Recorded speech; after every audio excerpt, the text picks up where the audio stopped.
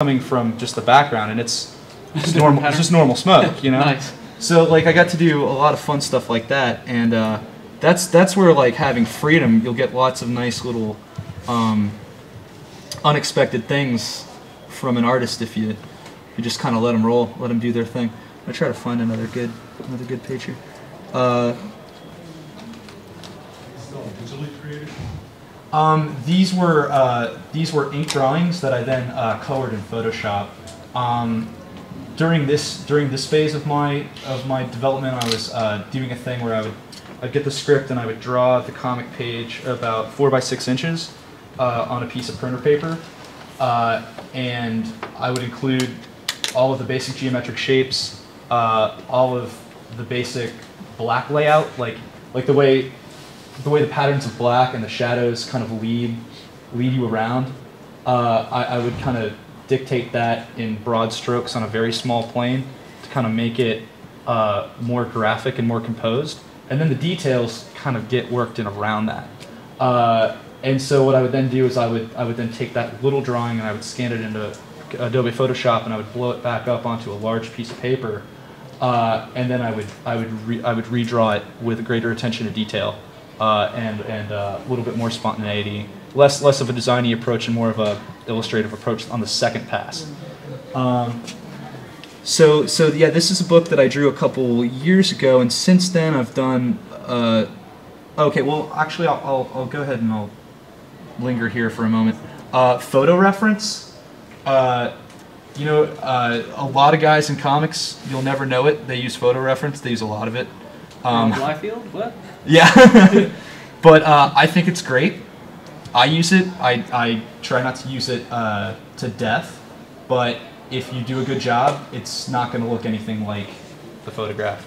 Like I wish I had.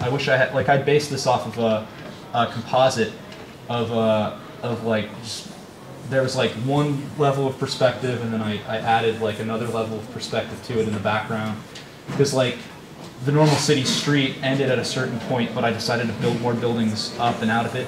But the overall kind of street configuration there is based off of the photograph that I found.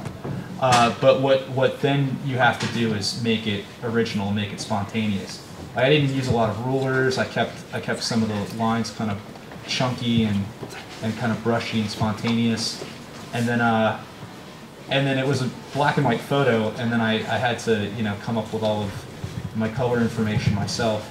But there's no remnant of the photo in here anywhere. It's a completely different piece of art now. Well, the photo just serves as a way for you to look at it and get a sense of what is the Of real world, space. what shows you Yeah. space and the elements that are there, and it's up to you to interpret that however you want. Yeah.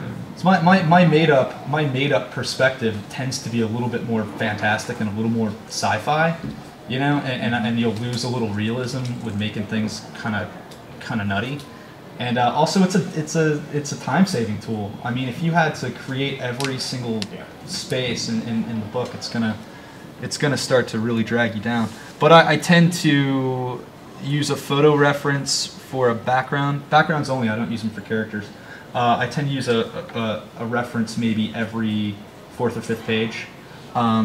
Like for instance, here's a page where I worked in a photo reference here and here, but then, you know, these are me just having to do without.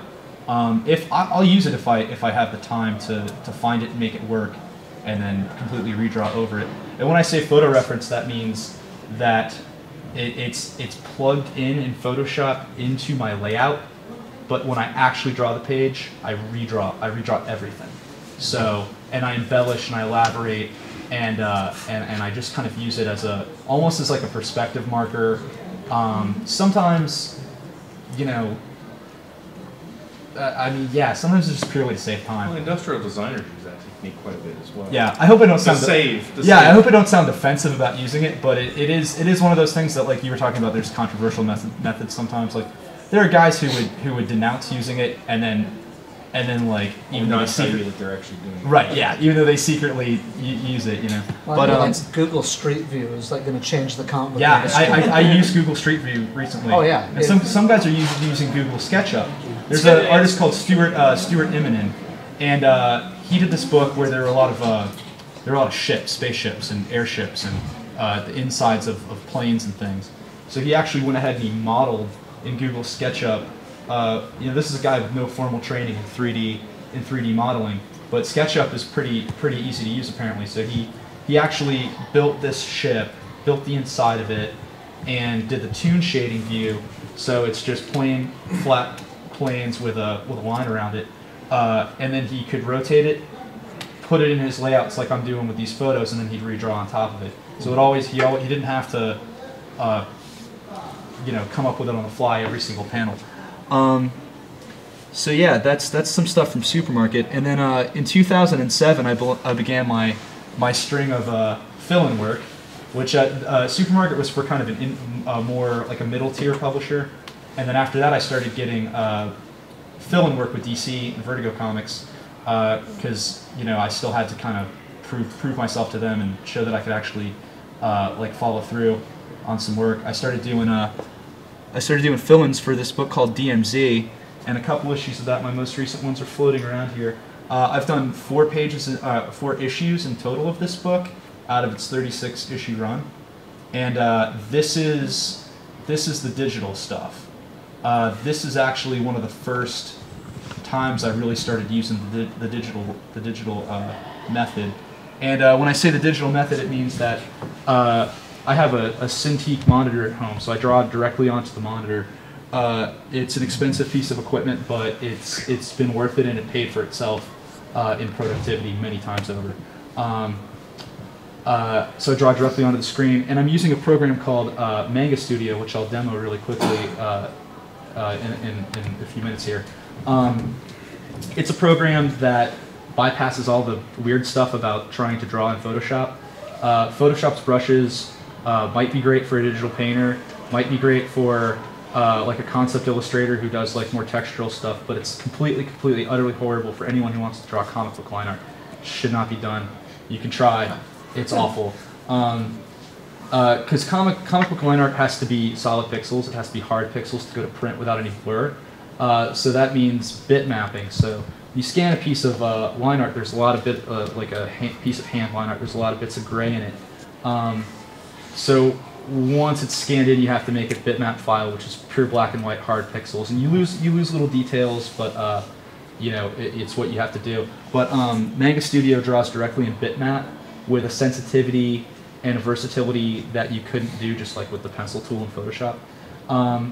It uses a vector component, so every single slash, every single mark, every little dot on that page you can pick up and move. You can stretch it, you can squash it, you can delete it without deleting the lines around it.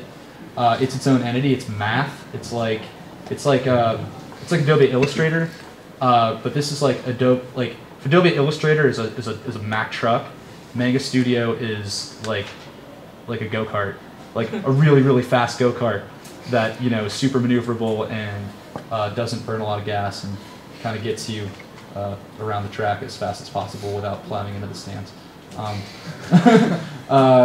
So yeah, it's kind of everything you want out of the Adobe programs for drawing comics and nothing you don't need or want. This is an example of I guess that's 2-point perspective. It's got tools in the program that will lock your lines to the perspective points that you choose. So I was able to, no, it's actually 3-point perspective because there's like a real subtle point going upwards. So like what I could do is I could with my perspective point set, I could just hash out like the super big lines really quickly, and then to do these little bits of detail that look like individual windows, window frames, little ledges and whatnot.